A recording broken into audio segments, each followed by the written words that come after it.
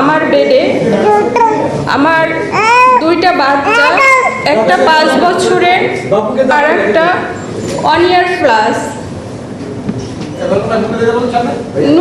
নূরের গলা ধরে শুয়েছিল ওর বড় বাচ্চাটা, যে বাচ্চাটা আজকে স্তব্ধ হয়ে গেছে। 25শে মার্চের কারো রাত গল্পে বই পড়েছিলাম ছোটবেলায়, যখন ঠিক ওই রাতটা যেন আমার জীবনে নেমে এসেছিল আমার সন্তানদের জন্য। আমাদের ঘরে কোনো কলিং বেল দেওয়া হয়নি, কোনো কিছু না। হঠাৎ করে মেইন দরজা এবং আমাদের রুমের যখন দরজা ভাঙার শব্দ শুনে আমি শুধু ছোট বাচ্চাটাকে দেখে শুধুমাত্র দাঁড়িয়েছিলাম। এর মধ্যে দেখে আমার সামনে এসে অন্ধকার ঘর, অনেকগুলো লোক। তাদেরকে তখন তো আমি চিনতে পারতেছিলাম না। নূর উঠতে পারতেছিল না, বড় বাচ্চাটার গলাটা জড়িয়ে ধরেছিল।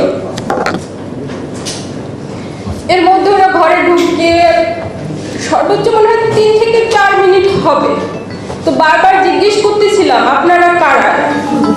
এতটা মানে ভয়ঙ্কর, আমি ওই রাতের বর্ণনা হয়তো আমি দিতে পারতেছি না এই মুহূর্তে।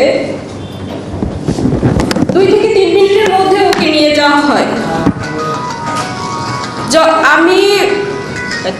আমি নিজেও শারীরিকভাবে অসুস্থ। ওই দিনই আমি একজন খুবই সাধারণ একজন স্কুল টিচার। আমি শারীরিকভাবেও হয়তো কিছু ব্যক্তিগত কথা থাকে যা কখনো পাবলিকলি বলা যায় না, কিন্তু আজকে আমি বলতে বাধ্য হচ্ছি। 7 মান্থ রানিং আমি প্রেগনেন্ট, আর আমার 2টা বাচ্চা এই জায়গায় থাকে, ওর বাবার কাছেই থাকে। আমি যেহেতু চাকরি করি, ইভেন আবার নিজে অসুস্থ এখন, যার কারণে ওদেরকে ক্যারি করে আমার জব করা সম্ভব হচ্ছিল না। তো বৃহস্পতিবার দিন আমি আমার থেকে যখন ছুটি নিয়ে নিজের ডক্টর দেখানোর জন্য আসি, শুক্রবার দিন এসে আমি নামি। তো আমার বলতে খুব কষ্ট হচ্ছে। তো ডক্টর তো দূরের কথা, মানে আমার ছোট বাচ্চাটাও অসুস্থ। ওর যখন জন্মগতভাবেই ওর হার্টে 2টা PDF এবং এডিনয়েড প্রবলেম আছে, যার কারণে ওর ওয়েট বাড়তেছে না। তো ওর ডাক্তার দেখানো, আমার ডাক্তার দেখানো, দুটোর জন্যই আমি আর আসা। এই জায়গায় ওকে রেখে গেছিলাম।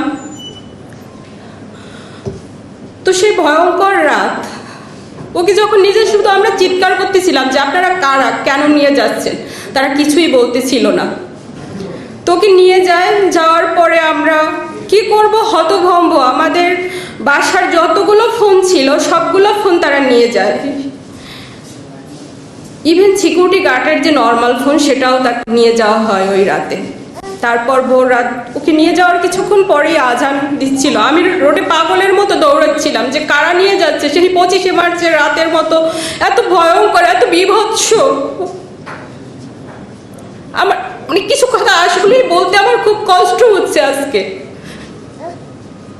ওরা আমাকে ধরেছিল এমন ভাবে, শুধু আমি জানতে চাচ্ছিলাম যে কেন নিয়ে যাচ্ছে। আমার বাচ্চাটা থর থর করে কান্না করতেছিল, বড় বাচ্চাটা ভয়ে সে কান্না করতে পারতেছিল না। ইভেন ওর সাথে তার আগেও একটা ইনসিডেন্ট আমাদের বাসায় ঘটে গেছিল। বললাম আমি যে ছেলেটা ছিল আমাদের বাসায়, তখনও আমাদের দরজা ভেঙে নিয়ে যায়। মানসিকভাবে ও ট্রমা চলে যায়, ওর কথা বলো। আর 5টা সাধারণ বাচ্চার মতো ওর লাইফটা এখন নেই। যাই হোক, তখন নিয়ে যাওয়ার পরে আমরা ডিবি কার্যালয়ে যাই মিন্টু রোডে 7টার দিকে। ও জায়গায় খোঁজ করি যে কারা নিয়ে গেল, যেহেতু প্রশাসন হয়তো নিয়ে গেছে কিনা জানার জন্য ডিবি কার্যালয়ে গেলাম। ওই জায়গা থেকে যেহেতু র্যাবের 2টা গাড়ি ছিল, র্যাব 3-এর, তো তার জন্য র্যাব 3-এ যায়। যখন ওর খোঁজ পাচ্ছিলাম না, তারপর বাধ্য হয়ে নিকটস্থ আমাদের হাতিরঝিল থানায় গেলাম। যেহেতু ওর খোঁজ মানে শুধুই ভয়ে ছিলাম যে আসলে ওকে আমরা ফেরত পাবো কি না, জানি না, যেভাবে নিয়ে গেছে ওরা।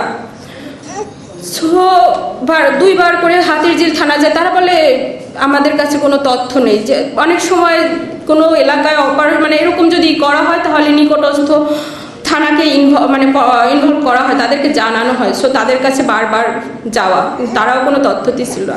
পাগলের মতো দাঁড়ে প্রত্যেকটা প্রশাসনের এসে ঘুরতেছিলাম। তো 20 তারিখ পার হয়ে আমরা 20 তারিখেই আবার কোর্টে, যে অনেক সময় 24 ঘন্টা পরে প্রশাসন নিয়ে গেলে কোর্টে উঠানো হয়। তো ওই দিন তাকে কোর্টে আর উঠানো হয়নি। পরের দিন আবার CMM কোর্টে গেলাম, এইভাবে জানতে পারলাম যে কোর্টে উঠানো হবে হয়তো। তো যখন কোর্টে গেলাম, আমি যেহেতু অসুস্থ, একা মুভ করতে পারতেছিলাম না, নূরের ছোট ভাইটি আমার সাথে ছিল। তো ওকেও ওই কোর্ট চত্বর থেকে ওকেও আবার ওরা ধরে নেয়। তো তারপর রাত 8টার দিকে, 21 জুলাই রাত 8টার দিকে ওকে কোর্টে ওঠানো হয়। ওর সাথে আমাদের ফ্যামিলির কারোকে দেখা করতে দেওয়া হয়নি।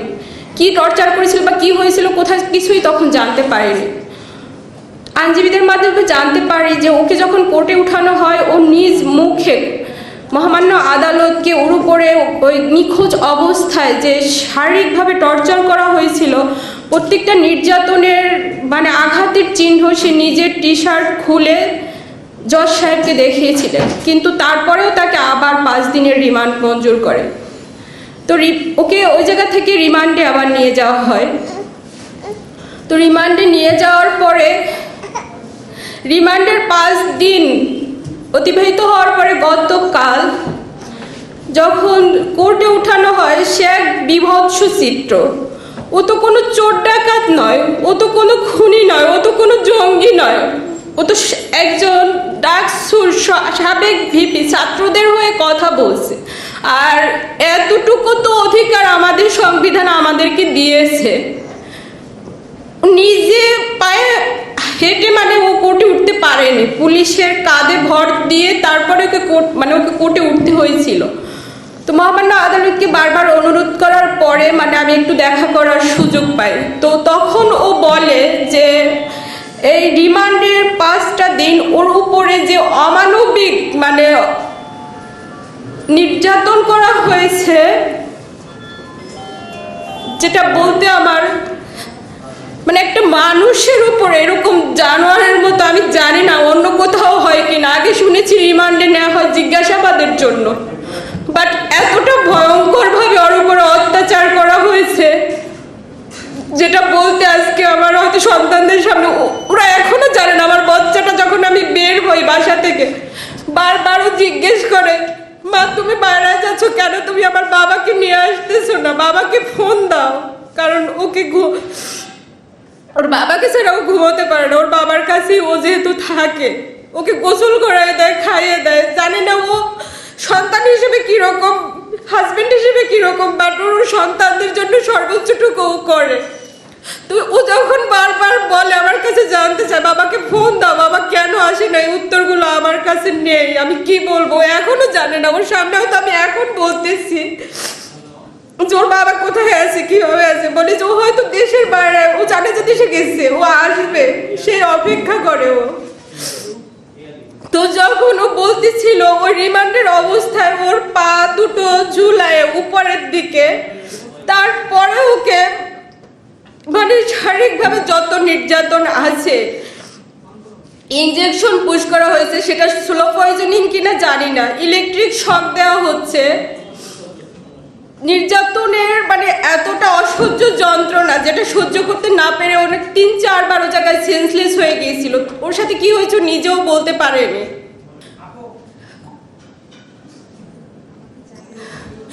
তো তারপরে মহামান্য আদালতকে এটা বলা হয় যে ওকে অন্তত চিকিৎসার মানে একটা মানুষ এতটা শারীরিকভাবে নির্যাতন, তো ওই জায়গাটায় ভয় পাচ্ছি যে আমার স্বামীকে অন্তত এই জায়গাটা একটু চিকিৎসার ব্যবস্থা করে দেওয়া হয়, ও যেন সুচিকিৎসাটা পায়।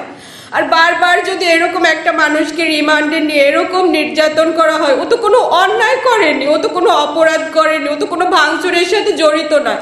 ও শুধু নৈতিকভাবে, ও তো ওই ডাকসুর থেকে উঠে আসছে, ওই ছাত্র আন্দোলন থেকে 2018 ছাত্র আন্দোলন নেতৃত্ব ও দিয়েছিল, সেই জায়গা থেকে ও একটু হয়তো সাপোর্ট মানে নৈতিকভাবে সে সাপোর্ট করছে ছাত্রদের এই আন্দোলনটা, বাট ও তো এই সন্ত্রাসী কার্যক্রমের সাথে কোনোভাবে জড়িত না। বাট ওকে বারবার ও জায়গায় স্বীকারোক্তি নেওয়ার চেষ্টা করা হচ্ছে যে ওইগুলার সাথে জড়িত, মানে মিথ্যা মামলা দিয়ে ওকে বারবার। আর এটার মানে বলা হচ্ছে যে ও নাকি নির্বাচনে যায়নি কেন, ও কেন বিভিন্ন দেশে বিভিন্ন অ্যাম্বাসিতে যায়, যেহেতু ও এক ডাকসুর সাবেক ভিপি আর একটা দলের প্রধান হিসেবে বিভিন্ন রাজনৈতিক দল, বিরোধী দল, তারা তো প্রত্যেকটা অ্যাম্বাসিতে তাদেরকে ইনভাইট করলে তারা তো যায়, সে জায়গায় মানে করে, এটা তো তার কোনো অপরাধ না। বাট কেন জানি না, এই উত্তরগুলো আমার কাছে নেই। তো আপনাদের মাধ্যমে শুধু এতটুকুই আমি বলতে চাই, আমার স্বামীর উপরে যেন এই নির্যাতনগুলো বন্ধ করা হয়। ও তো কোনো অপরাধ মানে, আর আমার সন্তানদের আমার মানে লাইফের এই সময়গুলো যেন কেড়ে নেওয়া না হয়। ওকে যেন মানে আমার সন্তানরা, বিশেষ করে আমার বড় বাচ্চাটা যখন স্কুলে যায়, হয়তো স্কুলে ও জায়গায় ওর ওই যে এর আগে কয়েকটা ঘটনা ওর লাইফে ঘটে গেছে। আর 5টা সাধারণ বাচ্চা যেভাবে বড় হয়, ওদেরও তো অধিকার আছে সেই সাধারণভাবে বড় হওয়ার, কিন্তু সেটা তো একটা বাচ্চার বা একটা মানুষের লাইফ থেকে কেড়ে নেওয়ার অধিকার তো কারণ নাই। তাহলে কি এই দেশে জন্মগ্রহণ করাটাই কি আমাদের পাপ হয়ে গেছে? জানি না। তো আমি শুধু এতটুকুই অনুরোধ করব, আপনাদের মাধ্যমে বা উপর মহলে যারা আছেন, বোনের শারীরিক নির্যাতনটা আপনারা বন্ধ করুন। ও যেন রাজনীতি, আমার প্রজা আমার দরকার নেই, আমার রাজনীতি করতে হবে না, কারণ আমি খুব নিম্ন মধ্যবিত্ত পরিবার থেকে উঠে আসা নুরও তাই। আমাদের খুব চাওয়া পাওয়ার কিছু নেই। হয়তো নৈতিক জায়গা থেকে ওর মনে হচ্ছে দেশের রাজনীতি মানে সে জায়গা থেকে কথা বলছে, হয়তো সে কথাটা কি মানে খুব অন্যায় কিছু তো ও বলেনি। তো মিথ্যা এই জিনিসগুলা দিয়ে একটা মানুষের জীবনটাকে, তার পরিবারটাকে ধ্বংস করে দিবেন না আপনারা। আমার ছোট বাচ্চাটা খুবই অসুস্থ, ওর বারবার ট্রিটমেন্ট দরকার হয়, ফলো আপের দরকার হয়। আমি জানি না, সব বাচ্চারাই হয়তো তার বাবার জন্য খুব পাগল থাকে, বাট আমার বড় বাচ্চাটা যখন